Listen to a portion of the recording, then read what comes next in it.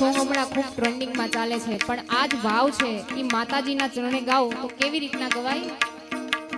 એ તારા મઢમાં બેસનારી કદી ખોટું નહીં બોલે,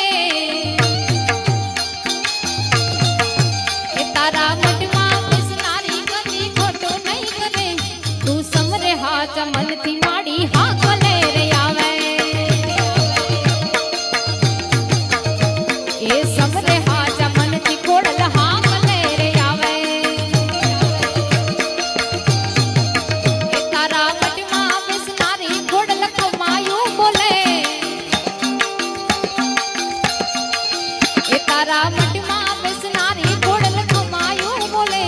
તું સમરે હાથ મનથી ખોડલ હા કલે રે